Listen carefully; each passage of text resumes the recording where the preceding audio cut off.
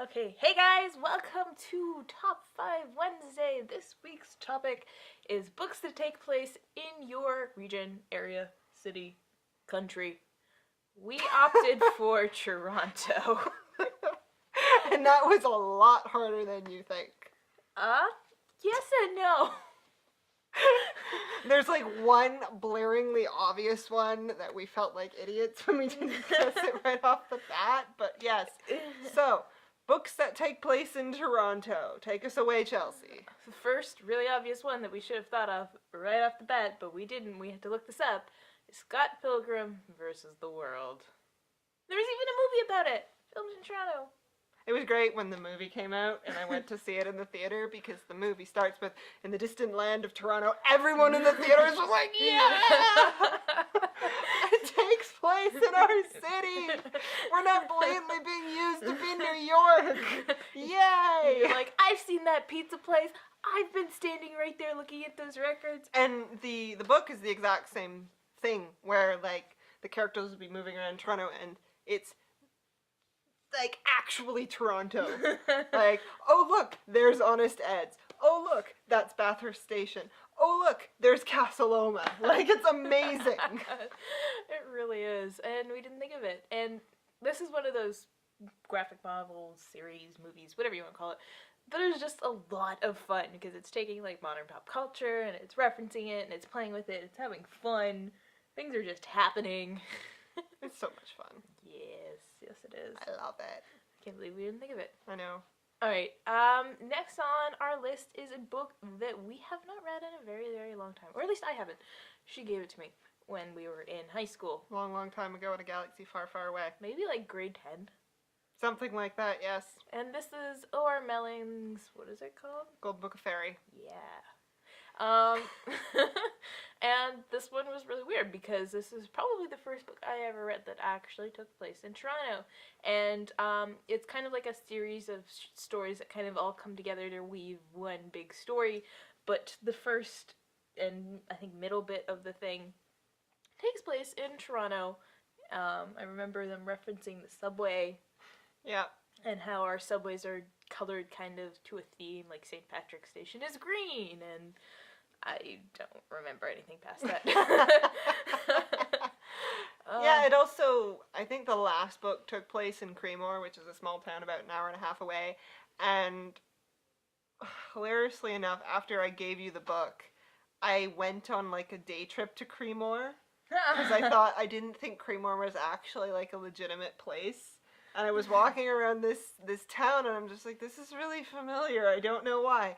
We're walking around a cemetery. Didn't the book I just read take place in a cemetery? Oh, wow. Yeah. It's fun. If you like fairy stories, it's fun. It's got like Irish mythology mixed in there. There's the end of the world. Gotta love the end of the world. The characters are pretty unique.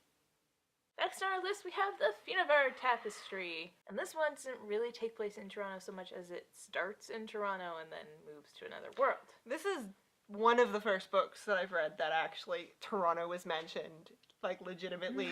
University of Toronto. A place that I knew was there. And it just blew my little mind at the time. Because I'm just like, Toronto! Represent! We're relevant! Yay! Of course, if there's going to be a passageway to a fantasy world, it's going to be through Toronto. Yay! Yeah. But not really, but yay! It's a good book. If you like Arthurian mythology, this book is like up there in awesome adaptations. I remember reading the first one. I was really confused at the time, but I think if I went back and read it now, I'd be like, I get it. When I read it, I was like 14, and I was like, yeah, this book is awesome, this is great. And then I picked it up when I was 21, and I was just like, there is so much sex. Like, so much sex. Was your 14-year-old brain, like, blocking it out, or was self-censoring? It secretly feeding off of it? Self-censoring. Like, storing it for later. And I'm just like, how did I... So much sex. But it's really good. Yeah. Okay. Next on our list is a book by a Canadian person. You know, Funeral Tapestry was by a Canadian person. But this one might be somebody they've actually heard of. True.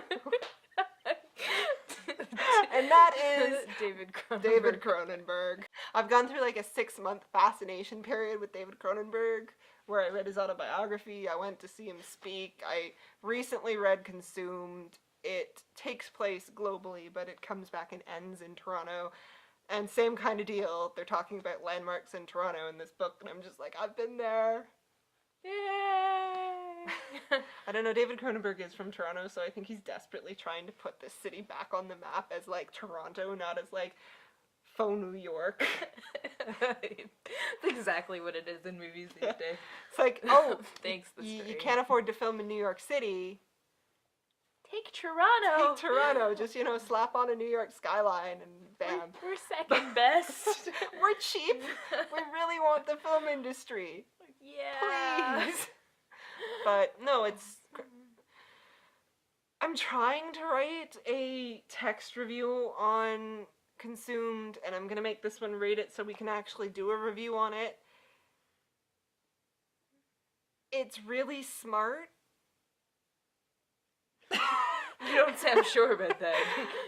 It kind of blew my mind a few times. Like, I was just like, whoa, this is so deep.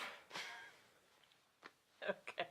But it's good. I definitely recommend if you like weird sci-fi, or like if you like David Cronenberg's brand of movies, then read this book, because it is like right up his alley. There's like weird sex and bugs. Why do all the Toronto books have weird sex in them? What is with this? I don't know. It's the same with Canadian fiction, okay? It's the most depressing thing I have ever read in my life. Everyone's been assaulted, violence, sexual assault, just every Canadian book I've read, it's just depressing as hell.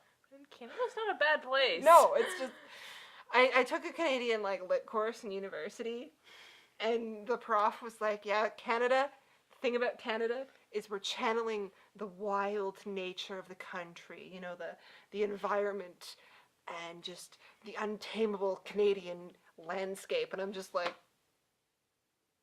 okay, we have a lot of issues we need to be working through if this is this is what we're producing. Okay, so our last book on our list is our hope for the Toronto mindset, I guess, because it hasn't come out yet. This book is written by Morgan Rhodes. It's a spin-off of her popular series, Falling Kingdoms. It takes place half in the Falling Kingdoms world, half in Toronto, and it's gonna mix and intermingle and come up with this whole new thing that is magical realism? Urban fantasy. Urban fantasy is the one we want. I don't know. I think the Fallen Kingdoms books already have Canadian fiction stamped all over them with how depressing they are. No. On a scale of My Little Pony to Mary Lou's The Young Elites. Yeah. It's closer to My Little Pony, I'd say. Well, it has the Canadian fiction staples where it's just everything goes wrong. Canadian fiction is Murphy's Law. It's just if it can go wrong, it will go wrong. Oh, you're attracted to this person? Guess what? They're your sister. Incest! You sound really happy about that. I'm not. I'm not.